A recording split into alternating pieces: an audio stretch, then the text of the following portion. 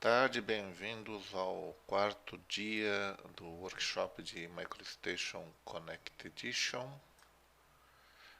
Retomamos hoje na página 247. Vamos falar sobre textos. Tem dois assuntos que são bastante extensos, que são textos e cotas. A gente vai falar de forma muito básica sobre esses dois tópicos. São dois tópicos que requerem muita customização. Num treinamento avançado, num treinamento de administrador, a gente mostra como configura, como cria estilos, né? Aqui nesse treinamento básico, a gente vai imaginar que alguém já preparou os estilos para a gente e a gente só vai utilizar. Eventualmente, dependendo de uma pergunta ou outra, talvez eu entre para mostrar alguma coisinha específica acerca de estilos, né? Então, estou indo já para a página 248, né? E aqui já tem o primeiro conselho do dia, que é Text Notes, tá? Eu já vou explicar o que é isso. Deixa eu ver qual é o arquivo para a gente começar os nossos trabalhos hoje.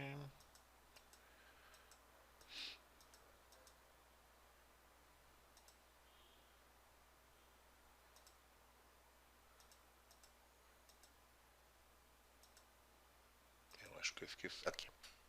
Cliquem no Browse e vamos lá para o começo da lista de arquivos. Mais ou menos aqui no começo tem um Annotating Designs. Vou botar aí no chat.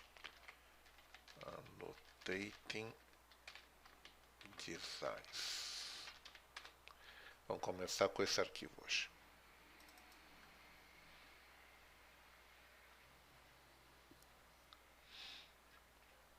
Vamos aceitar para marcar esse arquivo com o Workspace Bentley Connect Training e o Workset Essentials 2D.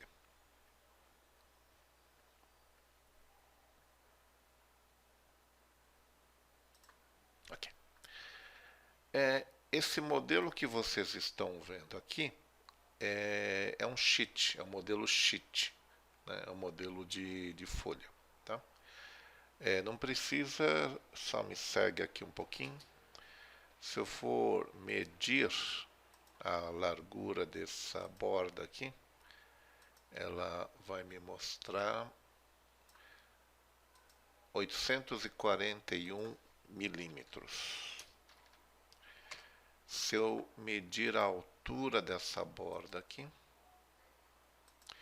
eu vou ter 594 milímetros.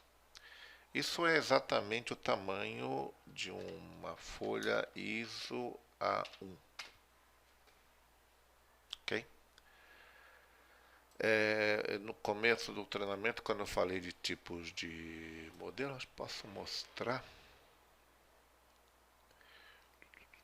Cadê as minhas notas? Ainda não abri? Deixa eu abrir as minhas notas. Tá aqui. Eu falei que os modelos de sheet, né, que são equivalentes ao Paper Space, esse normalmente, aqui na verdade é uma recomendação, né? Eu gosto de trabalhar assim.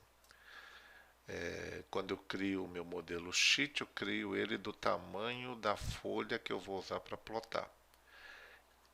Existem pessoas ou empresas que preferem fazer diferente, existem situações que requerem que se trabalhe diferente. Mas se você puder optar por trabalhar assim, eu recomendo. Se você puder trabalhar assim. O que a gente está vendo dentro da folha são referências, são vistas salvas, vamos dizer assim, de um modelo de um prédio. E só por curiosidade, aqui é um modelo 3D, são vistas de um modelo 3D. Aqui eu estou vendo a vista frontal do prédio. Aqui eu estou vendo a vista de topo do mesmo prédio, vistas padrões. E se vocês repararem, esse detalhe que está aqui em outra escala é essa areazinha aqui da vista de topo expandida. Lógico que essas vistas estão reduzidas, escaladas para menor, para poderem aparecer dentro dessa folha A1. Ok? Bom, vamos tentar colocar aqui embaixo da vista frontal, vamos tentar colocar o nosso primeiro texto. Como células, se você quiser uma aba específica para usar, é a Annotate. A aba Annotate. E o primeiro grupo da aba Annotate é o grupo de texto. Para quem prefere ficar na aba Home, vocês têm um grupo de comandos de texto dentro do Placement. Okay? Se eu olhar esse grupo aqui, tem 3 comandos só. É o básico do básico. Tá? Agora, o comando que mais se usa para textos é o Place Text. Tá? Então dá para fazer muita coisa sem sair da aba Home. Então vou pegar aqui o Place Text. Eu pulei uma página, na verdade, não pulei. Eu estou olhando para a página, na verdade, 248. Né? Na hora que eu mostrei na tela aí, eu mostrei a 249. O grande conselho é usar estilos de texto. A gente não vai ver como cria, tá? A gente vai imaginar que alguém já preparou o MicroStation para a gente e disponibilizou esses estilos de texto aqui. Outro grande conselho é usar Arial, um formato de texto, fonte de texto Arial. Por quê? Porque é universal, todo mundo tem. Segundo, que é igual em todas as máquinas. A bem da verdade, se alguém quiser editar o fonte Arial do Windows e mudar o fonte Arial do Windows, pode, mas eu nunca conheci ninguém que quisesse fazer isso. Então, a princípio, ele é igual em todas as máquinas. E evita problemas de conversão. Se você trabalhar em algum projeto em que parte da equipe usa outro software como o AutoCAD, se vocês puderem combinar que todo mundo vai usar um fonte Arial, você evita, na verdade você elimina problemas de conversão de texto. Porque o Arial vai ser o mesmo. Tá? Se você usar um fonte específico do MicroStation, quando você converter o arquivo para DWG, eventualmente o texto vai aparecer um pouco diferente no AutoCAD. E vice-versa. Se você no AutoCAD usar um fonte específico do AutoCAD e converter o arquivo para DGN, pode ser que no MicroStation o texto apareça um pouquinho diferente. Aí é nítido no carimbo do desenho que às vezes o texto estoura a área disponível. Então, Arial resolve esses problemas. Tá? É uma medida simples de tomar, o Arial está lá, e resolve uma série, inclusive problemas de acentuação. Existem fontes no AutoCAD, fontes no MicroStation que não são acentuadas. O Arial é. É uma fonte simples, elegante, apropriada para engenharia.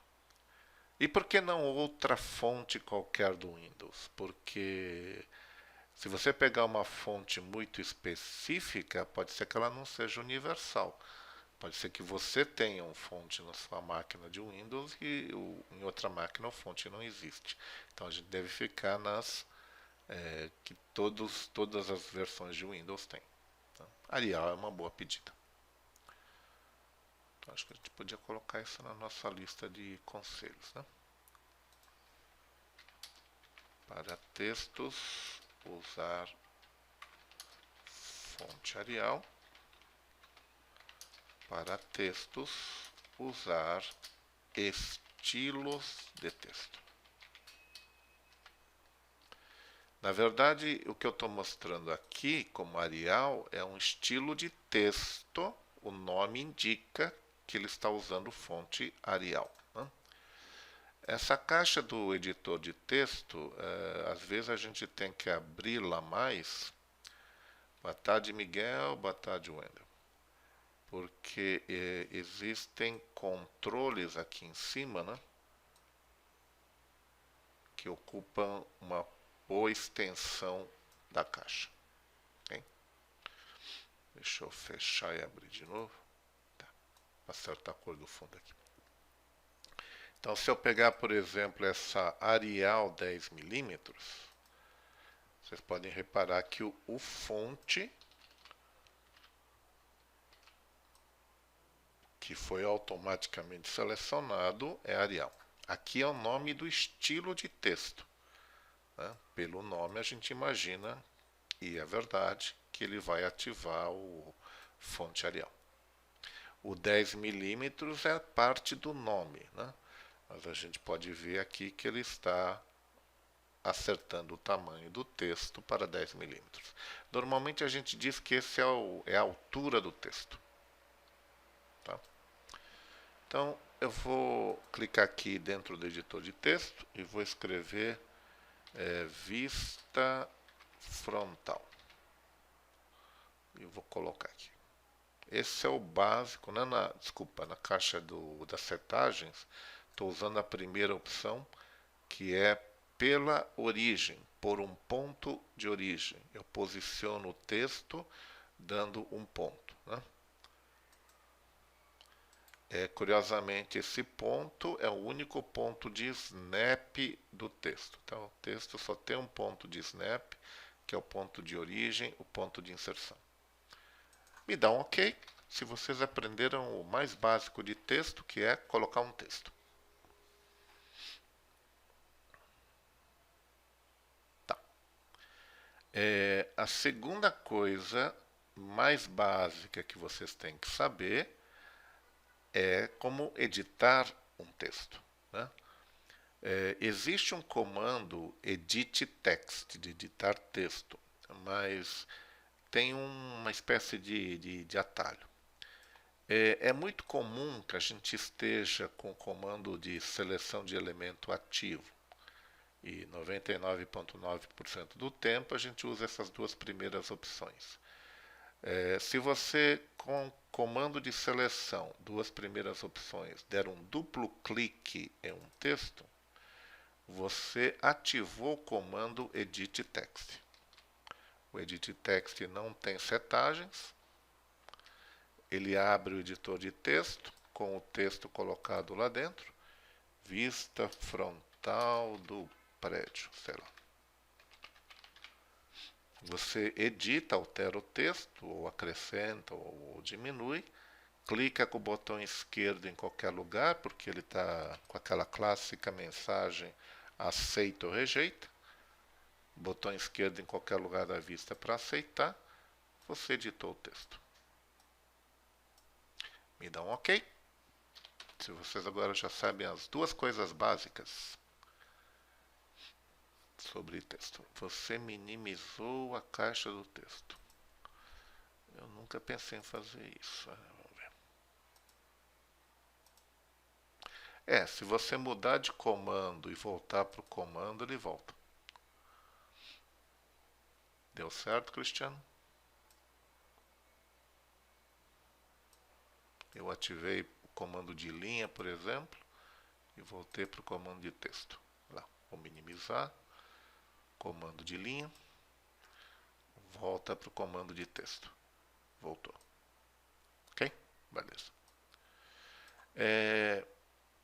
Agora vamos aqui para a parte de baixo e vou escrever aqui vista de topo do prédio, mas eu quero escrever em duas linhas, tá? Então, usando o mesmo fonte, o mesmo estilo de texto, mesmo comando, vista de topo, dá um Enter, do prédio. Então, se você tiver que criar um texto de várias linhas, é só dar um Enter, como num editor normal, e para quebrar. Eu estou com as duas linhas de texto alinhadas pela esquerda, tá? Acho que por exemplo, esse é um caso em que eu vou precisar abrir a caixa de texto, porque para mudar a justificativa definida pelo estilo, é o último ícone aqui. Então dá para ver pelo íconezinho que o texto está alinhado à esquerda. Se você abrir aqui as possibilidades de justificativa, você tem que considerar a horizontal e a vertical. Eu vou pegar essa aqui, ó, Middle Center. E aí, se você olhar o meu cursor, ele está em relação ao texto.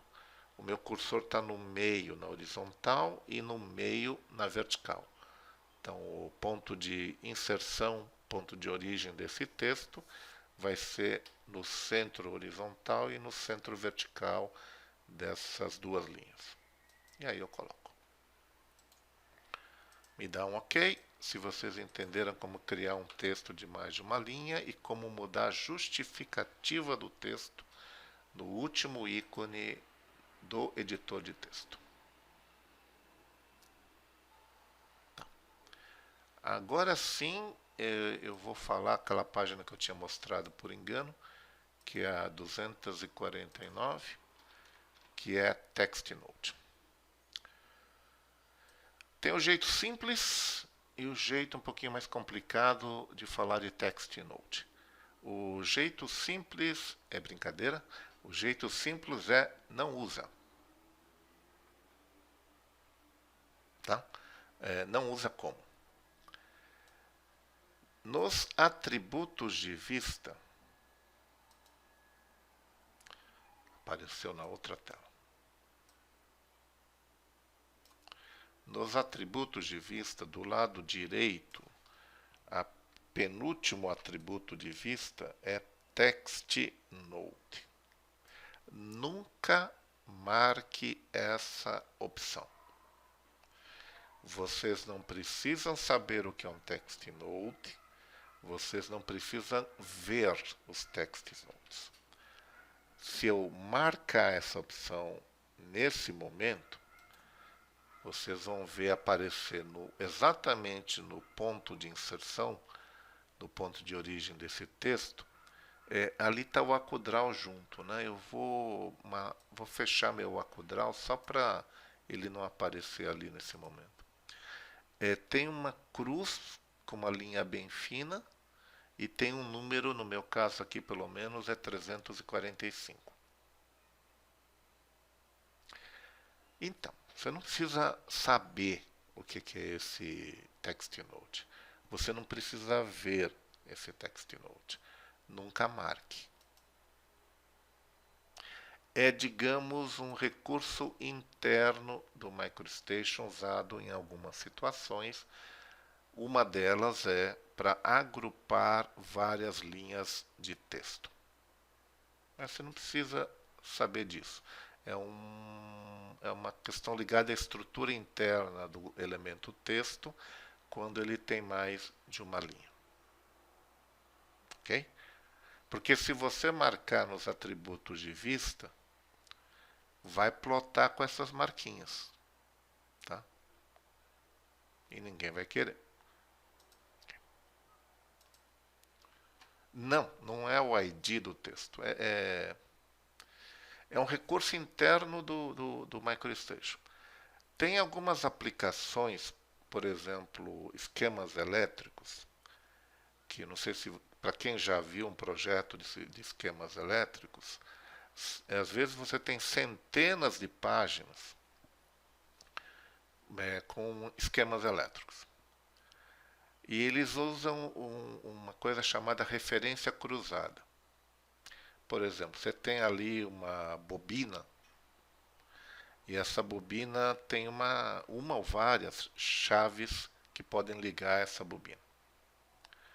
Só que a bobina em si pode aparecer numa página, e a chave que liga e desliga essa bobina pode aparecer em outra página. Aí o pessoal de elétrica faz referência cruzada. Na página da bobina, eles escrevem do lado da bobina um texto dizendo em que página, em que coluna, em que linha da página está a chave, se encontra a chave que liga a bobina. E a mesma coisa na página onde está desenhada a chave. Do lado do símbolozinho da chave, eles escrevem um texto dizendo em que página, coluna ou página, coluna e linha você encontra a bobina que essa chave energiza. Para o cara que vai ler os esquemas elétricos, e vai fazer talvez uma manutenção e fala, a bobina está aqui, cadê a chave? Ah, tá na outra página. Agora, o cara, vamos dizer que ele desenhou a bobina primeiro, desenhou a bobina. Aí ele vai fazer a referência cruzada, mas eu não fiz a página em que a chave vai aparecer. Não tenho o que escrever. Ele põe um text node. É uma marca para ser preenchida depois. Aí, um belo dia, ele cria a página onde está a chave que energiza a bobina.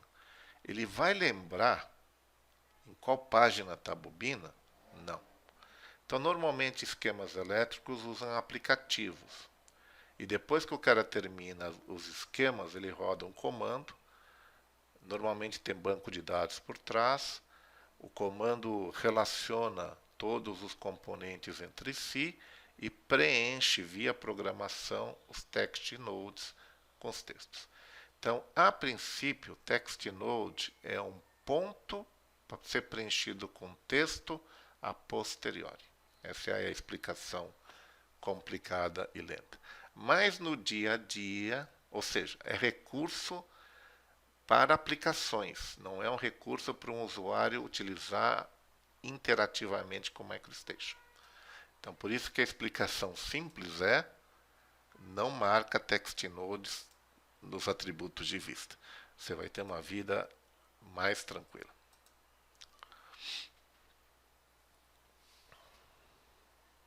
Não, o texto só tem um ponto de inserção, só tem um ponto de snap.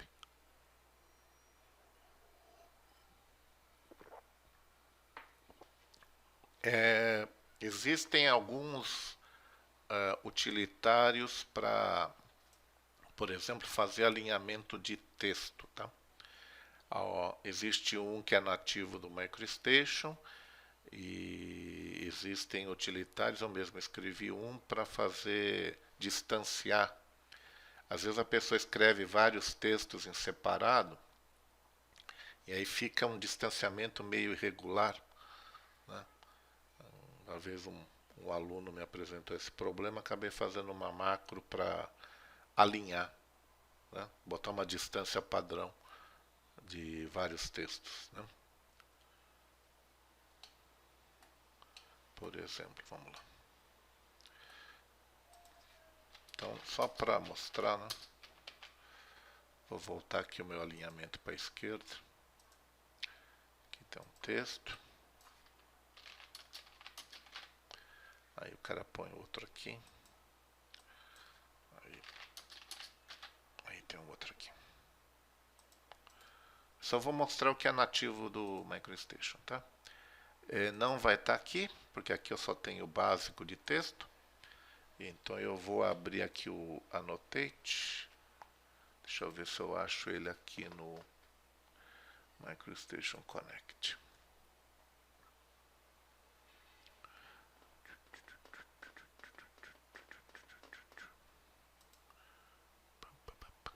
Não achei. Então eu vou procurar aqui no meu campo de pesquisa o Align. Align Elements by Edge. Ah, tá, porque não é de texto. Aliás, vamos aprender, né? Vamos fazer direito. Align. Ele está na aba Drawing, Home, Manipulate More. Home, Manipulate, aqui no More. Align Elements by Edge. Então eu seleciono, porque eu quero alinhar essas 3 linhas. Ativo o Align. Aí você diz de que lado você quer alinhar. Normalmente, para texto, é pela esquerda. Eu não quero fazer copy. Aí a mensagem diz, selecione o elemento base para alinhamento. Um deles tem que estar no lugar, digamos que seja esse primeiro aqui. Eu vou alinhar todos por ele. Aí você aceita. Aí ele alinha. Tá. Isso resolve metade do problema, que é o alinhamento aqui.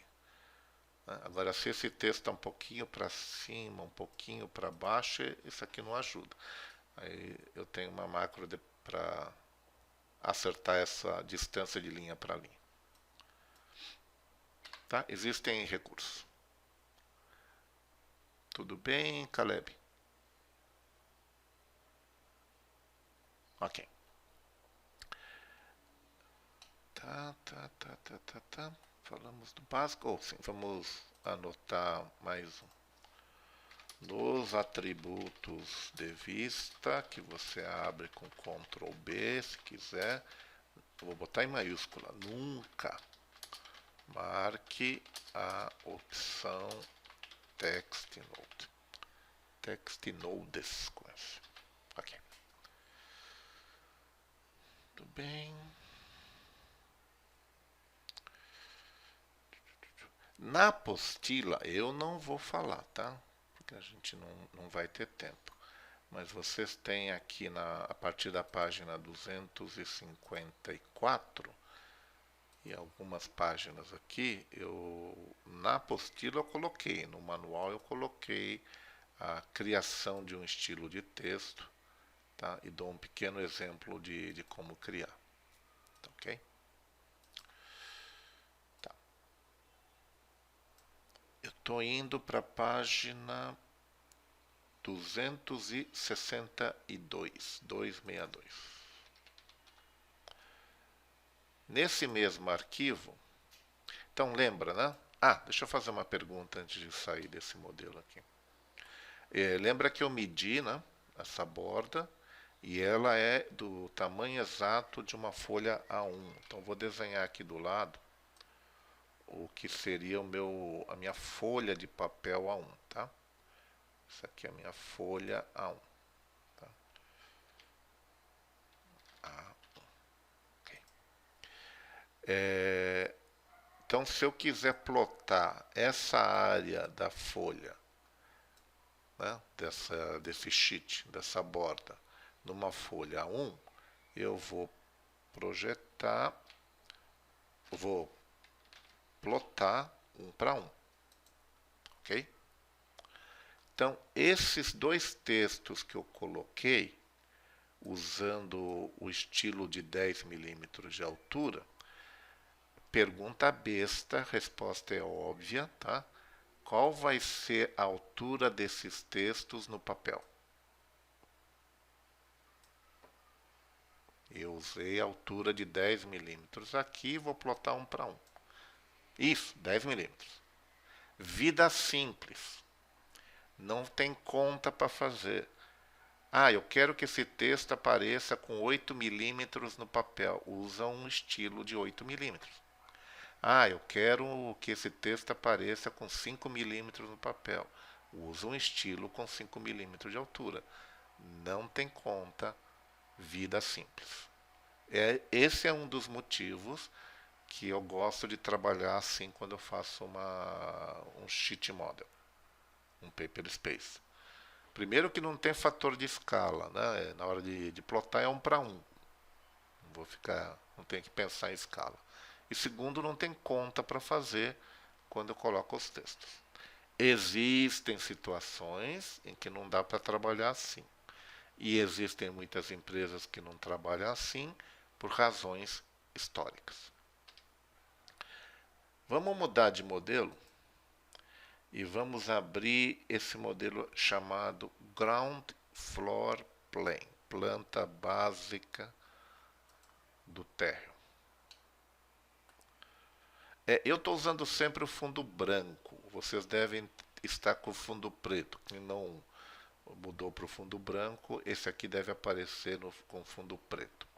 Não precisa fazer, só me acompanha, eu vou medir de novo a borda.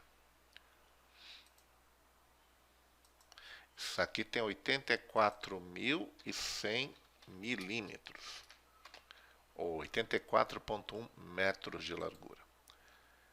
E de altura, 59.400 milímetros, ou 59,4 metros de altura, a borda, a folha. Né? Ou seja, é uma folha gigante. A gente pode dizer que quando a gente cria esse tipo de composição para plotar, sempre tem duas coisas. Tem a borda e tem as vistas dentro. Uma das duas, normalmente, é 1:1. Ou a borda está 1:1 com o papel, ou a vista está 1:1 com o objeto correspondente. No caso anterior, não precisa voltar, só me acompanha, a borda está 1:1 com o objeto correspondente, que é a folha de papel, e as vistas estão escaladas. Uma é 1:1, a outra é escalada. Nesse caso aqui é um prédio, então está escalado para menor, para caber dentro da folha. Aqui quem está 1:1 é o prédio. Tá? Se eu medir aqui de pilar a pilar, de coluna a coluna, perdão, de coluna a coluna, dá 52,5 metros. Isso aqui é a largura mesmo do prédio. Tá? Então, esse prédio está 1:1. A folha, a borda que está escalada. E aí a borda está escalada para maior. Okay? E na verdade, isso aqui não é uma vista. Isso aqui é o meu desenho do prédio mesmo. Se eu sair apagando coisa aqui, olha lá, ele apaga. É o meu modelo normal de desenho. Simplesmente alguém colocou talvez uma célula de folha escalada 1000 vezes. Boa tarde, César. Algumas empresas trabalham dessa forma, porque existe algum motivo técnico para isso, e existem várias que trabalham dessa forma por razões históricas. Porque antigamente, nas versões mais antigas de MicroStation e de AutoCAD, era só assim que dava para fazer. Não tinha Paper Space no AutoCAD, não tinha Sheet Model no MicroStation. Então esse era o único jeito de fazer, e algumas empresas ainda fazem do mesmo jeito, porque sempre fez assim naquela empresa. Tá? Ok, então nós vamos discutir nesse modelinho aqui cotas. E eu vou começar olhando a entrada desse prédio, que é essa aqui. Então vou dar um zoom nessa área aqui. Aqui tem uma mesa, né, de recepção, tem uma paredezinha falsa aqui atrás. Isso aqui é uma célula com vários arcos. Isso aqui é um shape, um retângulo. Os comandos de cota não estão aqui. Tá? Eu não tenho comando de cotas na aba Home. Aí eu realmente preciso ir para a aba de Annotate. Se você está no momento em que você está fazendo anotações no desenho, colocando símbolos, criando texto, criando cotas, talvez seja uma boa ideia trabalhar com Annotate. E aqui vocês têm um grupo cotas. Tentem usar primeiro o primeiro comando, que é o Dimension Element, é o que cota elemento. Da mesma forma que textos, o grande conselho é usar estilos de cota. Tá? Então, mais um grande conselho.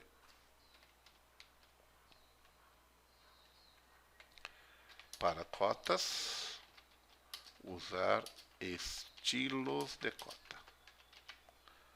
Eu não vou falar como cria. Acho que no manual eu pus alguma coisa. Então, aqui a gente vai usar um desses que está disponível. Tá? Deixa eu ver aqui. Acho que é esse mesmo. Millimeter Dimension. Repara nessa parte de baixo. O que acontece aqui quando eu identifico esse arco externo dessa mesa?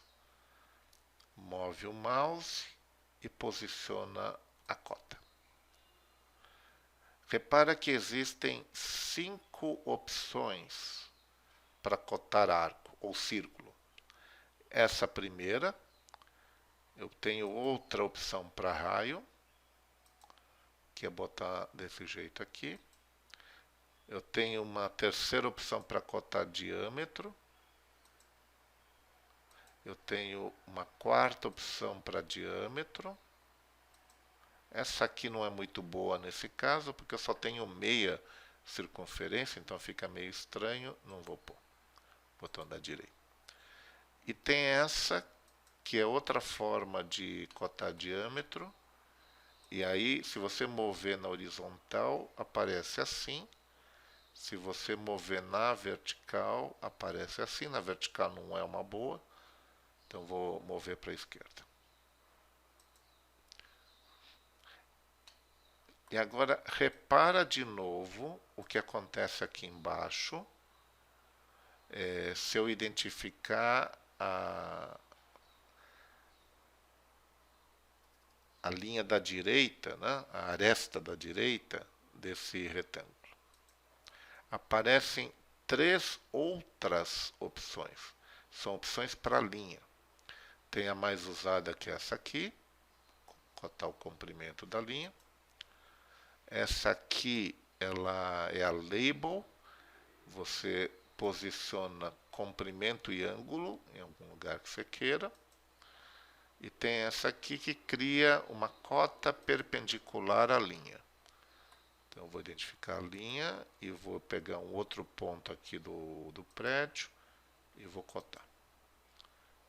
Me dá um OK. Se vocês entenderam que esse primeiro comando, na verdade, tem por trás dele 8 opções diferentes. E ele é o mais rápido, porque você só identifica o elemento e posiciona a cota. Então, ele é o mais rápido e ele, na verdade, é um macro comando com 8 opções diferentes. 5 para arcos e círculos, 3 para linhas.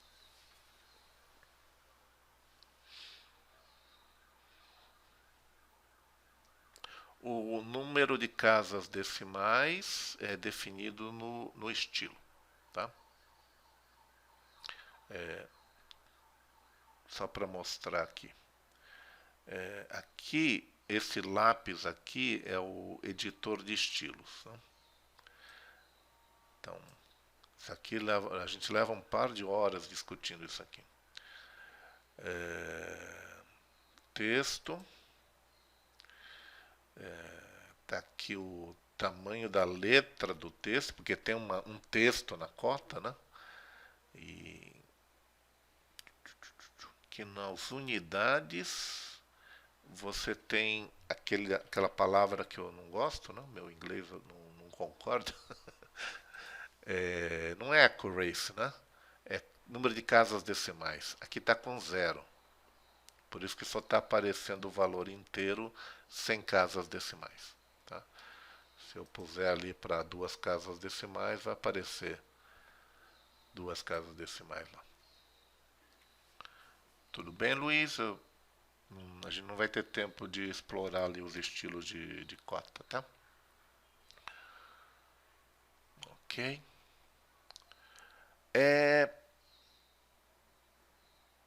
Vocês não precisam fazer, só me acompanhem.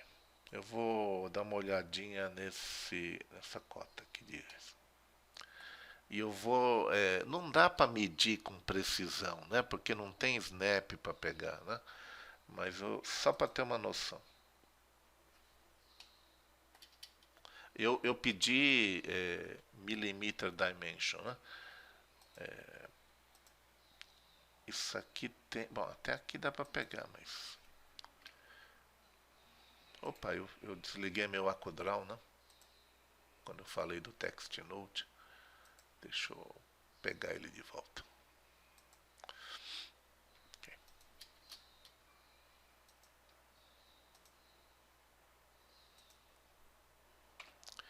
Só para ter uma ideia, tá? Aqui não tem snap, né? 254 milímetros, tá? Mais ou menos. 250 milímetros de altura. Deve ser 250. Se eu voltar lá no comando de cota, só para consultar qual é o tamanho de texto associado a esse estilo Millimeter Dimension, ele está pedindo 2,5 milímetros. Como é que um estilo de cota que pede um texto de 2,5 milímetros gera um texto de 250 milímetros de altura? Porque eu usei o comando Element Dimension com esse ícone aqui marcado. Esse ícone é o escala de anotação, Annotation Scale. E o valor ativo dele é 100:1. Então o comando pega o tamanho de texto definido no estilo 2,5 milímetros, multiplicou pelo valor 100 e criou o texto com 250 milímetros de altura. Agora lembra, né? Eu botei aí no chat, né? A largura é 84.100 milímetros, a altura é 59.400 milímetros, 100 vezes o tamanho A1. Então, dessa vez, se eu for desenhar uma folha A1, vai ser pequenininho aqui, 100 vezes menor na largura, 100 vezes menor na altura, tá? E aí, se eu quiser plotar a área dessa borda no meu formato A1, eu vou ter que usar uma escala de plotagem de 100:1.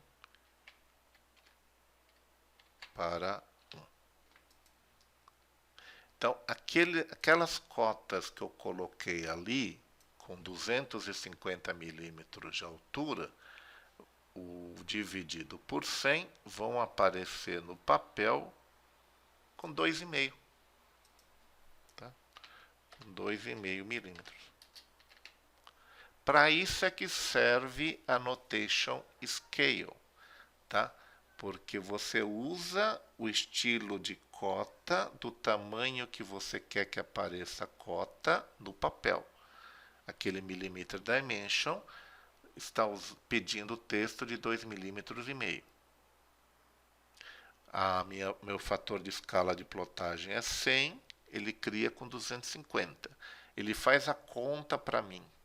Eu não preciso fazer a conta. Eu trabalho com estilo normal, tá? Nesse caso Millimeter Dimension, e ele ajusta o tamanho adequado para compensar o fato de que eu vou ter que plotar em escala. Me dá um ok, se vocês entenderam essa explicação. Luiz, depende do estilo. Se o estilo definir, cravar um nível certo para usar, sim. Mas é em função do estilo. Se não tiver definido no estilo, vai para o nível ativo. Agora, isso acontece na vida real. Repara que nesse caso aqui, tem pouco espaço aqui, e de repente eu tenho que colocar uma tabela grande, né? E não tem espaço. Então, em vez de trabalhar 1:100, eu vou ter que trabalhar talvez 1:200, né? Para aumentar aqui, multiplicar por 2 o tamanho da folha, né? Para ter mais espaço para pôr, de repente, uma tabela. E o que vai acontecer com essas cotas? Aí o fator de escala muda, passa de 100 para 200. Aí quando esse texto for plotado, ele vai ter, em vez de 2,5 mm, 1,25. Mas será que é isso mesmo? Vamos lá no Drawing Aids, não, Utilities. Vamos no Utilities. O fator Annotation Scale pode ser ajustado aqui. Ah, você teve que mudar a escala de plotagem para 1 para 200? Aí você vai aqui e compensa. Olha os textos das cotas, tá?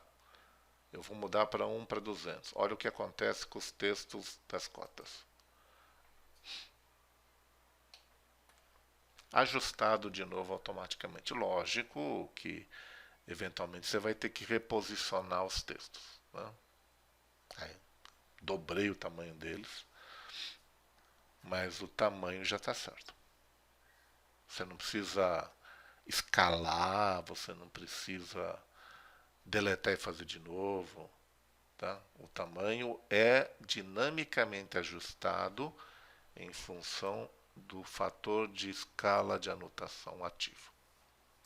Me dá um ok, se vocês entenderam a utilidade de usar fator de escala de anotação se a sua empresa trabalha desta maneira, com folha escalada, o modelo 1 para 1 com objeto real. Ele empata o jogo. De novo, não tem que fazer conta, tá? Essa é a ideia. Outra coisa em relação a cotas, né? Eu mudei um fator de escala, de anotação, e bagunçou essas cotas aqui, né? Não precisa deletar e fazer de novo. O comando que arruma cotas, o arrumador de cotas, é o modify. Voltei para a aba home. Estou pegando lá o modify aqui. Então, se eu identificar esse texto aqui de 2.500, eu posso botar um pouquinho para baixo para não passar por cima da linha. Eu vou pegar esse aqui e botar mais para baixo. Vou pegar esse aqui e botar mais para cá.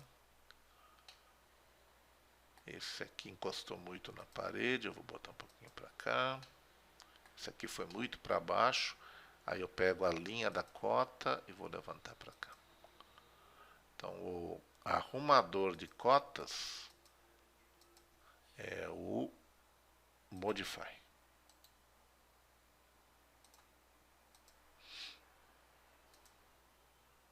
Não faz, bom. Puxei para fora do prédio, mas não faz. Aqui não faz sentido que são 3 cotas da mesma coisa, né? Mas só para entender a mecânica do... Posso pegar isso aqui, por exemplo, e botar lá para cima. Posso pegar o texto aqui e escorregar um pouquinho para baixo. Pronto. Me dá um ok. Se vocês entenderam que vocês podem usar o modify para arrumar cotas.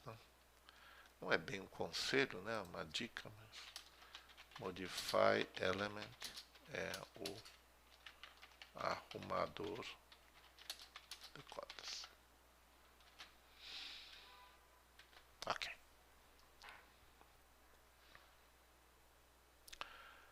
Novidade no MicroStation Connect, na versão anterior não existia. Estou olhando aqui para a tela 264. Vocês têm tabelas. Tá? Até a versão anterior, o máximo que você poderia fazer era criar uma tabela no Excel, copiar e colar, mantendo o objeto Excel dentro do MicroStation. Ainda dá para fazer isso. Tem gente que ainda usa dessa forma. Mas agora tem um elemento nativo do MicroStation, que é tabela. Só que tem que voltar lá para Annotate. E tem um único comando, que é o criar tabela. Tá?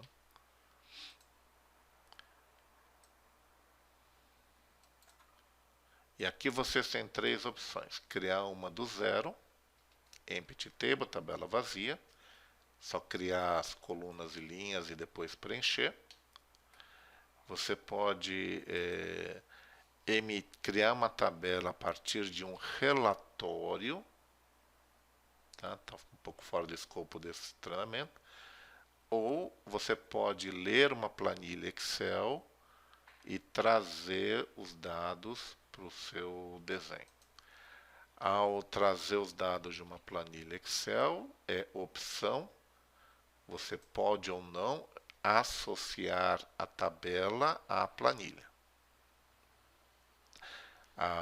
Lembra, né? A filosofia do MicroStation é sempre liberdade. Você que decide se você quer manter uma associação entre a tabela aqui no desenho e a planilha que você usou. Ou não, você só quer criar a tabela aqui e não quer ter vínculo nenhum com nada fora do desenho. Tá? Tem empresa que trabalha assim.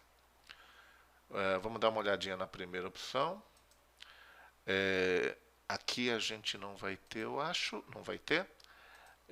Mas o seu administrador poderia criar sementes, de novo a palavra que só o MicroStation usa, você podia entender como template, né? Para trazer uma tabela formatada. Você seleciona o estilo geral da tabela, o estilo de texto geral. Em geral não faz sentido botar ângulo, a menos que seja 90 graus, se for uma tabela vertical. Aqui você diz quantas linhas, aqui você diz quantas colunas.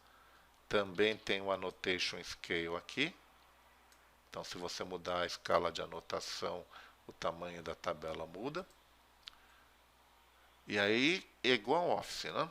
Você, quando seleciona uma tabela, como no Word, né? Ele aparece assim. E se você olhar o ribbon lá em cima, você está com comandos de formatação de tabela muito semelhante ao que você tem no Excel.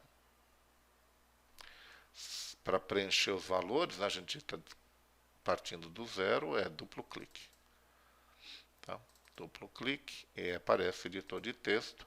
Aí você preenche o editor de texto, aceita, aparece lá. Para editar é a mesma coisa, duplo clique, aparece lá, você edita e aceita. Vale olhar as propriedades, porque aqui você tem uma aba específica de formatação.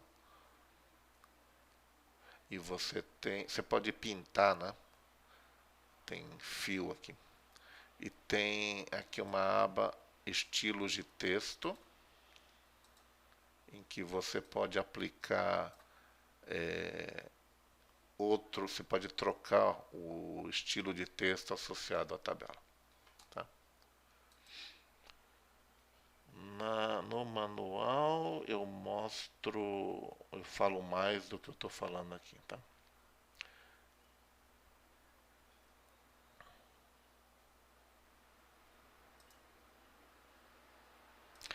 Na tela 273 tem um outro tipo de anotação que são notas. Deixa eu apagar isso aqui. Aqui no segundo grupo dentro da aba Annotate, você tem dois comandos. Eu vou falar do primeiro, que é o comando de criação de nota.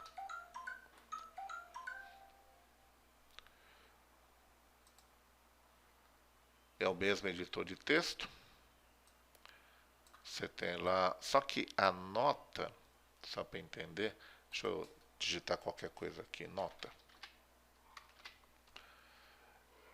Ela é composta de dois elementos, né? É um elemento que é a seta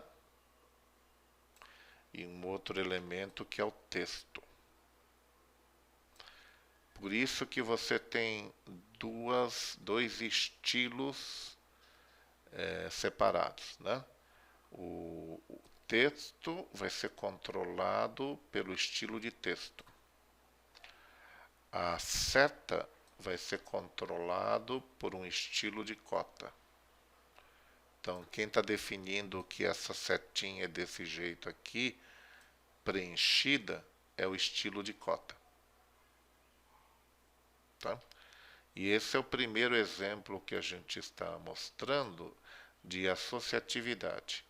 Se eu pegar o comando move e mover o texto para outra posição, a seta se ajusta. Então, eu sempre costumo dizer que é uma associação do tipo pai e filho. O texto é o pai, a seta é filho. O filho segue o pai. Tá? O filho segue o pai. Deixa eu ver se o connect, se eu não queimo a língua, né? Porque às vezes de uma versão para outra muda. Se você mover o filho, não funciona legal. O filho não deve andar sozinho. Tá? Ele se perde. É filho pequeno, vamos dizer. O que você pode fazer eventualmente é pegar o modify e modificar para onde você está apontando. Modificar para onde você está apontando. Isso você pode fazer. Tá? O que você não deve fazer é mover o filho sozinho. Tá? Mesmo que você mova o pai para o outro lado, ele dá uma ajustada.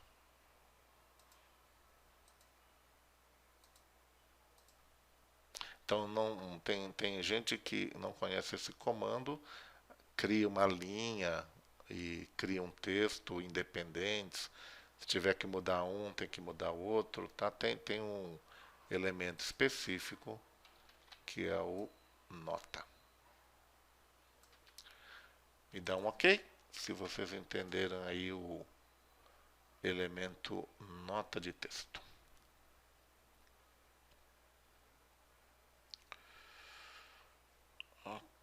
Ok.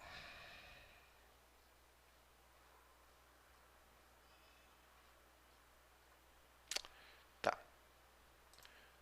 Tô indo várias páginas para frente. Vamos falar de achuras. Começa aí na tela 298. Nós vamos usar esse mesmo arquivo. Abram o modelo Hatch and Pattern. E aqui tem umas figuras bem simplesinhas para a gente. A gente vai literalmente brincar com cota, tá? Tem aqui dentro do annotation, do annotate, tem o grupo patterns. Os dois primeiros comandos que a gente vai ver usam linhas para gerar as achuras. O terceiro comando vai usar células para criar qualquer padrão de achura. O primeiro comando é o hatch area e ele tem aqueles comandos do create region, né? Mas no caso de achura, praticamente a gente só usa a lata de tinta, que é o derramar, o flood. Tem que usar uma distância que faça sentido. E se você quiser, decisão sua, a achura também pode ser afetada pela escala de plotagem. Tá? Não vou usar aqui, mas faz sentido, né? Eu vou usar 200 de espaçamento, 45 graus. Valor normal, né? E eu vou associar a achura ao elemento que eu vou achurar. Lembra, derramar tinta, você derrama tinta no meio da área que você vai afetar, no caso, achurar. Então, coloca o cursor aqui no meio e define um ponto. MicroStation tenta achar uma área em volta desse ponto que você definiu, você aceita. Me dá um ok se vocês fizeram essa primeira achura. como eu associei a Ashura com o contorno, se eu pegar aqui o meu comando de seleção e usar os manipuladores azuis para trocar o tamanho, a Ashura acompanha o elemento, né? O elemento é o pai, a Ashura é o filho. O filho segue o pai. Se você deletar, se você matar o pai, o filho chora. Quando você vê essa simbologia aqui, significa que é um filho que perdeu o pai. É um elemento que ele é associado a outro, mas se perdeu do outro. Ou simplesmente se perdeu, ou o pai foi apagado. Tá?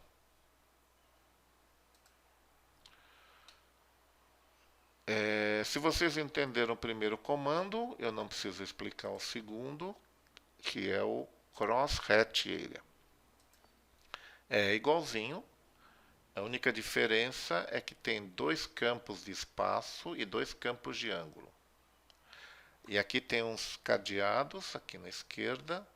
Normalmente eles ficam fechados. Para abrir e fechar, é só clicar em cima dele. Normalmente a gente trabalha com os dois cadeados fechados.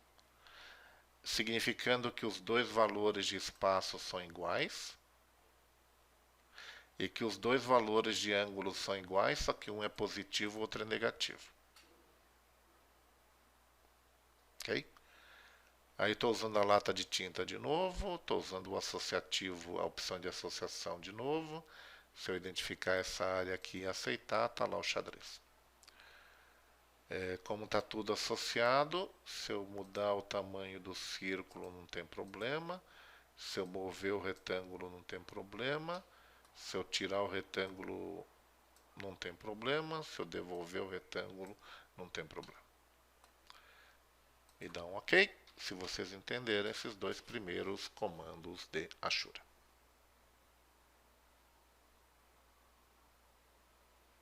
Ok. O primeiro ou o segundo, Wendel?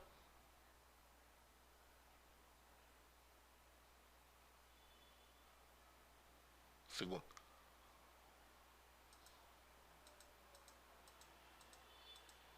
Eu peguei aqui o comando cross-hatch area. Isso aqui.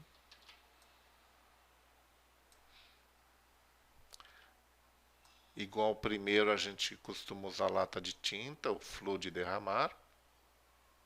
Normalmente a gente trabalha com os dois cadeados fechados, para que a distância das linhas de um sentido ou no outro sejam iguais. Estou com 200 nos dois. E normalmente o ângulo é 45 menos 45. O ângulo cadeado fechado para ângulo significa positivo ou negativo. E normalmente eu trabalho com a Ashura associada, nesse caso, a esses dois elementos. Aí você só indica um ponto dentro da área que você quer Ashurar. E aceita. A Ashura respeita a área em que foi clicado ou o elemento... ele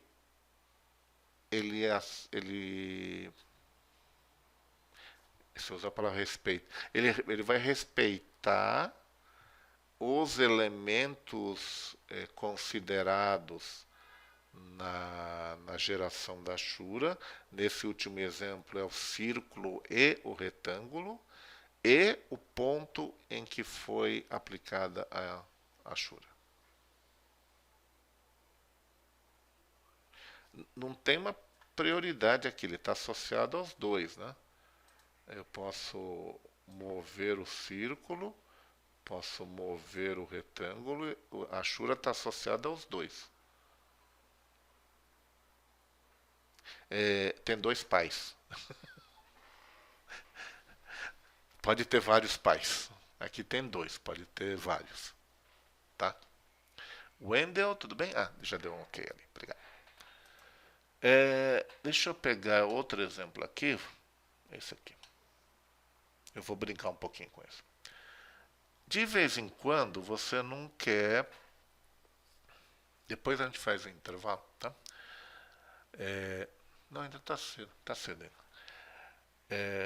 De vez em quando você não quer usar linhas. Você quer usar qualquer padrão para preencher uma área. Tá? Então, isso é o objetivo do terceiro comando, que é o pattern area. Tá? Esse terceiro comando aqui. De novo, eu vou usar a lata de tinta. O flood, o derramar. E normalmente a gente usa uma célula como padrão de Ashura, de preenchimento. Se a gente sabe que a gente tem uma biblioteca taxada e a gente lembra do nome da célula que a gente quer usar, a gente pode digitar aqui, no campo pattern. Se você não lembra o nome da célula, ou se você nem sabe se tem ou não uma biblioteca taxada, clica nos 3 pontinhos no elipse. E eu não tenho uma biblioteca taxada. Então eu vou lá no menu File e dessa vez eu vou usar uma chamada GeoMPA, Geometric Pattern, padrões geométricos de Ashura. GeoMPA. Me dá um OK se vocês estão no mesmo ponto que eu e vocês carregaram a biblioteca GeoMPA.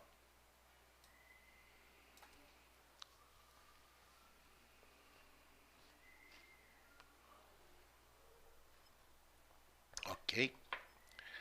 Aqui alguém fez um trabalho longo aqui. Iniciando nesse Geom 1, depois que você seleciona uma célula aqui na biblioteca, você pode usar a setinha para cima e para baixo do teclado para navegar, tá? Então, aí você pode ver que tem uma quantidade razoável aí de padrões geométricos para a gente se divertir aí. Vamos escolher uma para a gente fazer o exercício. Deixa eu ver. Opa, passou. Essa aqui. Eu vou usar essa Geão 28. Vou digitar aí para. Tá aí no chat. Geão 28. Tá, então eu vou. Eu não quero colocar a célula, né? Eu quero preencher esse campinho pattern aqui. Então, para não digitar, só para isso, vocês têm esse ícone aqui, ó, o último aqui, desses 4 aqui. Esse aqui. Para definir essa célula como célula ativa para Ashura, para pattern. Então, selecionando e clicando, preguiça de escrever aqui, tá? Tá. Em seguida, você pode ou não afetar pela escala de anotação, eu vou trabalhar sem. E aí você aplica a escala adequada. Qual que é a escala adequada? Não faço a mínima ideia. Porque da outra vez, ontem, a gente colocou uma célula de cadeira, uma célula de porta. Eram células que quem desenhou com os tamanhos reais de cadeira, tamanhos reais de porta. E a escala foi 1 para 1.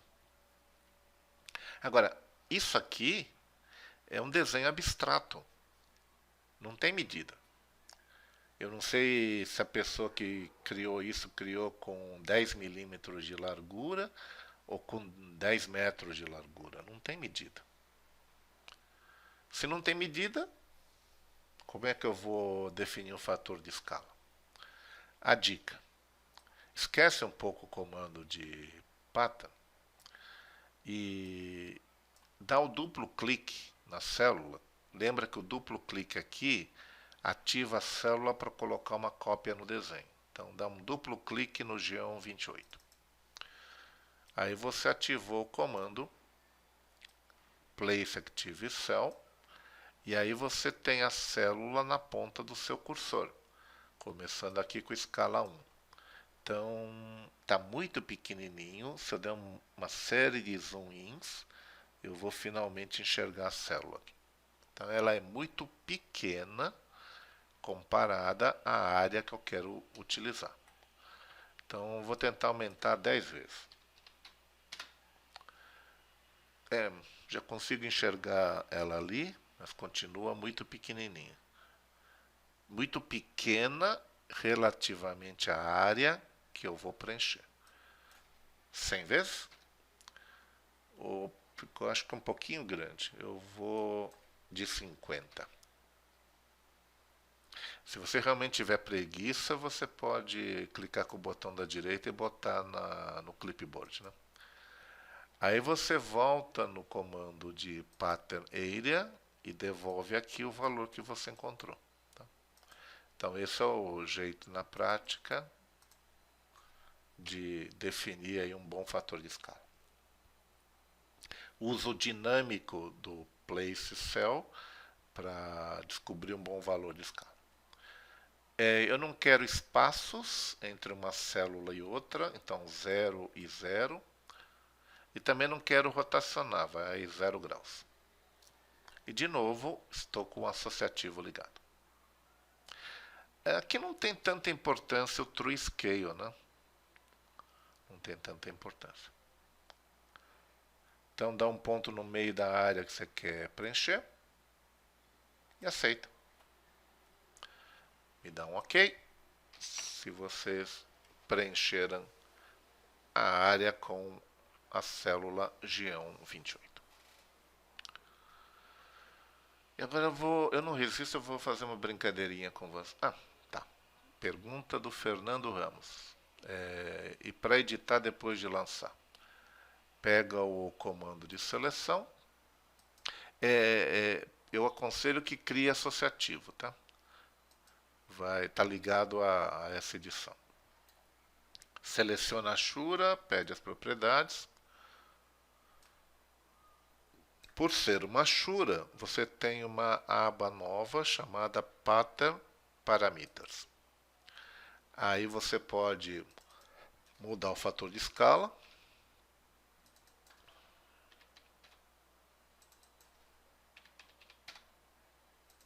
E vou voltar para 50.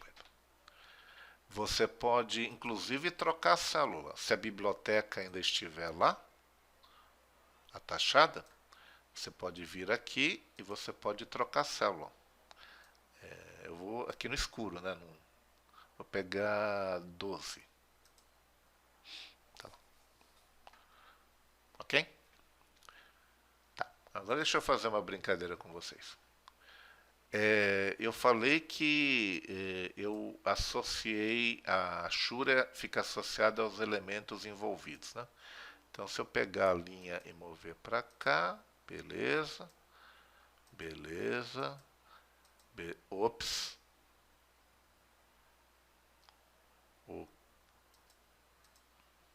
ué. Duas perguntas. Primeiro, o que está acontecendo? Segundo, como é que resolve?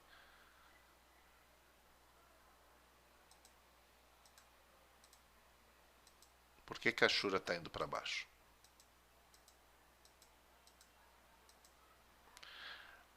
Vou dar uma dica. Pronto, já dei a dica. Ninguém percebeu? Tiago? Essa é a minha pergunta. Tá bom, eu vou ressaltar isso, Caleb. Ponto de inserção. Essa foi a dica.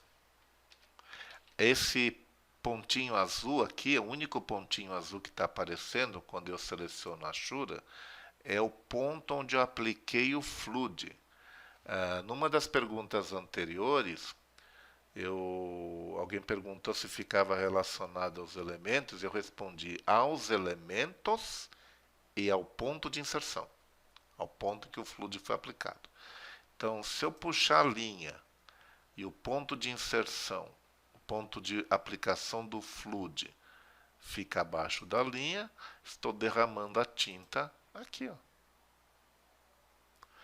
E a minha segunda pergunta, como é que resolve? Como é que eu boto de volta para cima? Essa é mais fácil de responder. Isso, Fernando. Perfeito. Nada mais lógico, né? Arrasta o ponto para cá. Prontinho. Tá. É a mesma coisa, tá? É variante aí da brincadeira. Eu vou pegar o círculo e vou diminuir um pouquinho de tamanho, não tem problema. Mais um pouquinho, mais um pouquinho. Opa! Primeira pergunta, o que que aconteceu? E segundo, como é que resolve? É a mesma resposta, né? Se eu selecionar a Shura, eu estou derramando a tinta fora. Não tem área em volta daquele ponto. Né? Estou derramando tinta e não tem limite para conter a tinta. E como é que resolve? Arrasta para dentro da área. Funciona muito bem, lógica perfeita, é só saber, tá? Tem gente que não sabe dessa historinha e tem gente que fala, olha, a Shura não faz associativo que às vezes dá problema. Então, preencher todo o vazio seria preencher o infinito, né? Não faz sentido.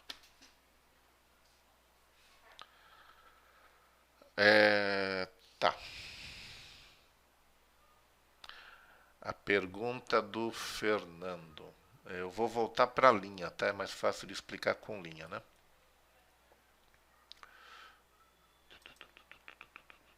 Então vou pegar o segundo, não, o primeiro comando. Mais fácil de explicar com o primeiro. Eu vou trocar a cor, né? Verde,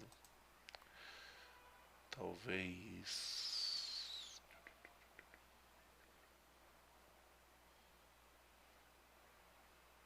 vermelho mesmo, magenta. Magenta? Esse aqui? Ah, não, é o 5, né? Tá. Tem gente que, por exemplo, digamos que eu tenha que preencher essa área e essa área aqui, tá? Podia pegar só o retângulo, né? Só para criar uma situação aqui. Então vou aplicar uma Shura aqui e uma Shura aqui. E aí tem um. Não casou aqui, né? A linha está quebrada aqui. Então dá uma. Se você tiver essa situação e mesmo que seja. Ah, tá, eu já falo daqui a pouco. Você clica no primeiro, aperta manter apertado o Ctrl, clica no segundo, solta o Ctrl e aceita.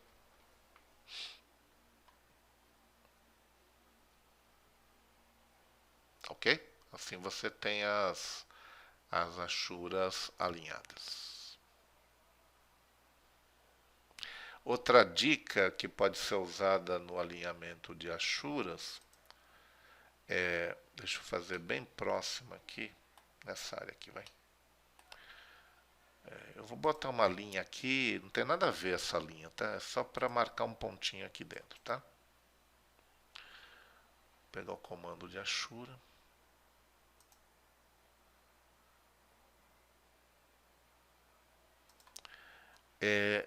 O ponto onde eu aplico, tá? Essa linha é só para visualmente ajudar a ver, tá? E aí, né? Olha lá.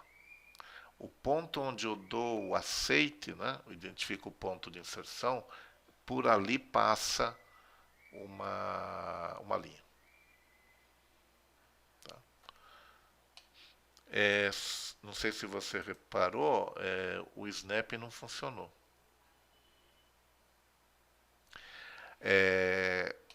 O programador que cria cada comando é que decide se ele ativa ou não o snap no início do comando. Quem criou o comando de Ashura imaginou, o pessoal dá um ponto qualquer, eles não costumam snapar um elemento para botar uma Shura, tá? Mas digamos que você tem uma necessidade que você tem que começar uma linha nesse ponto de intersecção, vamos dizer. É no segundo ponto, né? Você identifica e aí o snap está acordado, né? Aí esse ponto aqui é que vai definir por onde tem uma linha passando, tá? Tá.